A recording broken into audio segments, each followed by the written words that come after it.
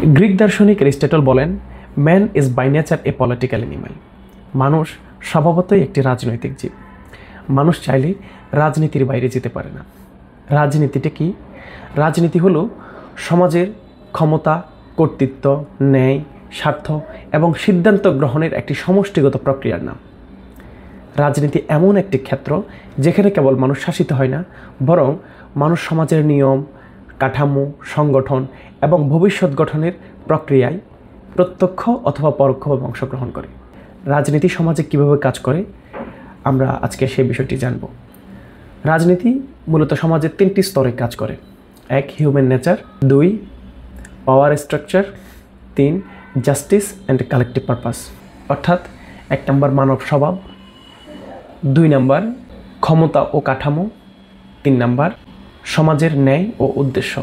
তাহলে আমরা বুঝতে পারলাম রাজনীতির উৎপত্তি বোঝার জন্য প্রথমে যে বিষয়টি গুরুত্বপূর্ণ তা হলো হিউম্যান নেচার বা মানব স্বভাব। মানব স্বভাব আসলে কি? চলুন আমরা সেই বিষয়টি একটু জানি। এই বিষয়টি জানতে পারলে আমরা বুঝতে পারবো কেন মানুষ রাষ্ট্র গঠন করেছে, কেন মানুষ সমাজবদ্ধ হয়ে বসবাস করে। থমাস হবস মনে করেন ভয় এবং সংঘাত থেকে রাজনীতির সূচনা হয়। তিনি বলেন, the condition of man is a condition of war of everyone against everyone.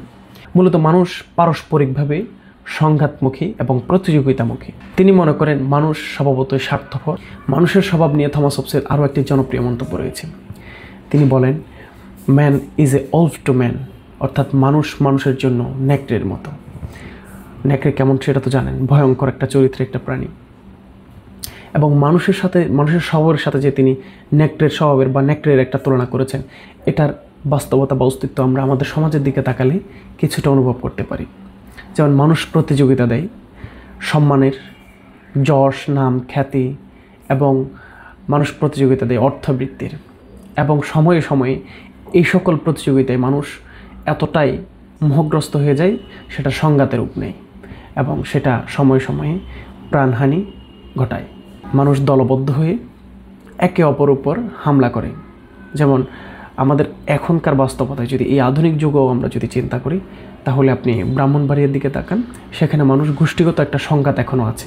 মূলত একটি গোষ্ঠী মানে একটি নেকড়ের দল যদি আপনি ভাবেন, তাহলে আপনি বিষয়টি একদম ক্লিয়ার হতে পারবেন। যে দেশের রাষ্ট্র ক্ষমতা যত শক্তিশালী, যে দেশের কাঠামো যত স্ট্রং, সে দেশে এই ধরনের সংঘাতগুলো একটু কম নজরে পড়ে। কিন্তু রাষ্ট্র ক্ষমতা যে সকল দেশগুলোতে দুর্বল, যে সকল দেশগুলোতে প্রশাসনিক ক্ষমতা দুর্বল, সে সকল দেশগুলোতে অহরহর এই ধরনের সংঘাত, মানুষের ভিতরে যে নেকড়ের একটা বৈশিষ্ট্য বা স্বভাব রয়েছে সেটা আপনি প্রত্যক্ষ করতে পারবেন। যেমন আমাদের বাংলাদেশে রয়েছে সংঘাত, আপনি আশেপাশের দেশগুলোতেও সংঘাত পাবেন, আপনি মিয়ানমারও পাবেন, এবং আফ্রিকার অনেকগুলো দেশের মধ্যে এই ধরনের সংঘাতে লিপ্ত রয়েছে।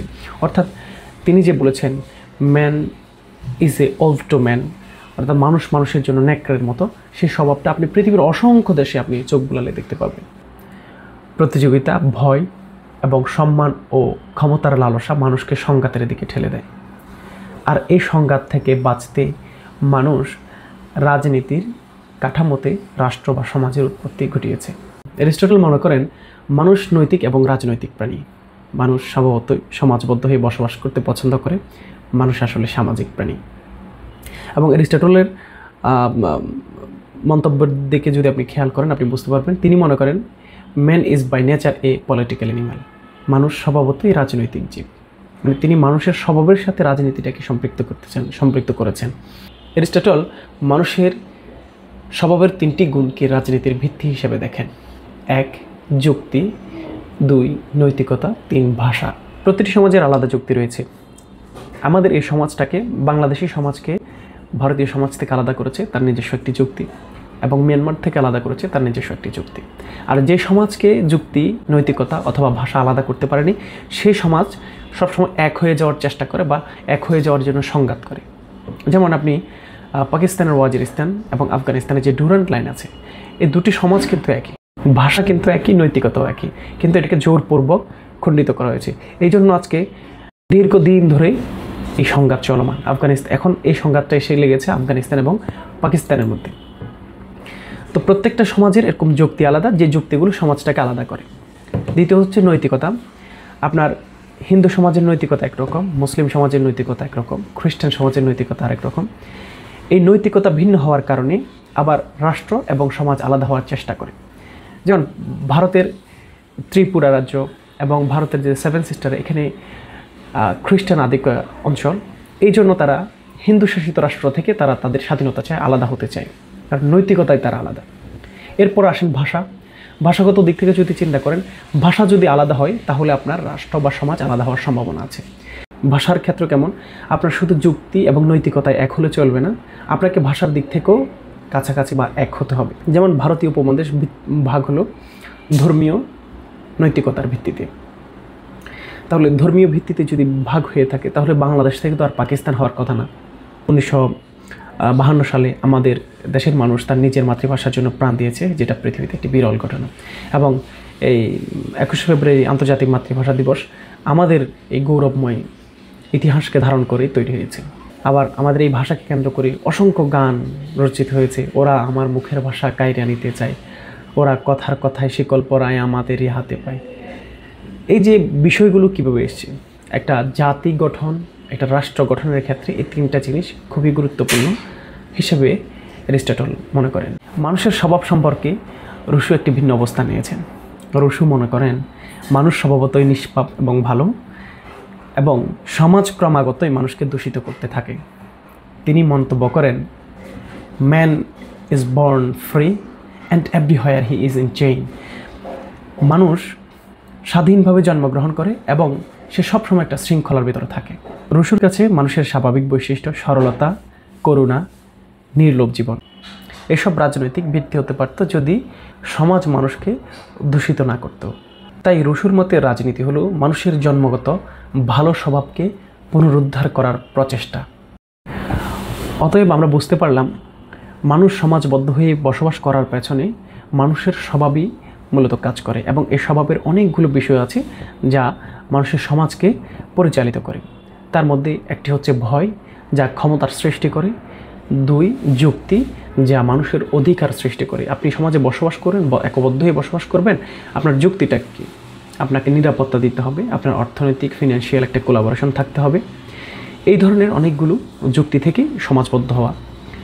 3, নৈতিকতা, আপনার ফ্যামিলি নিয়ে আপনি নৈতিকভাবে সিকিউর থাকতে হবে। হ্যাঁ, আমরা রাষ্ট্র কাঠামো দুর্বল হলে মানুষের এই শৃঙ্খলাগুলো ভেঙে যায়। এবং স্বাধীনতাবোধ, এই স্বাধীনতাবোধ মানুষের রাষ্ট্র জন্ম দেওয়ার অনুপ্রেরণা তৈরি করে। যেমন 1971 সালে আমরা যে রাষ্ট্র তৈরি করেছি, আমাদের যে রাষ্ট্র আমাদের পূর্বপুরুষরা গঠন করেছে, এটি একটি স্বাধীনতাবোধ থেকে হয়েছে।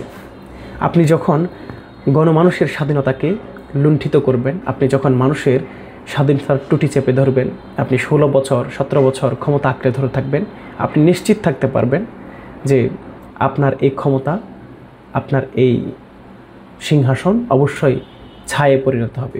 মানুষ আপনাকে ততটুকুই ক্ষমতা দেয় যতটুকু ক্ষমতা ব্যবহার করলে মানুষের স্বাধীনতা ধ্বংস হবে না। আপনি মানুষের স্বাধীনতা ধ্বংস করে কখনো ক্ষমতায় থাকতে পারবেন না।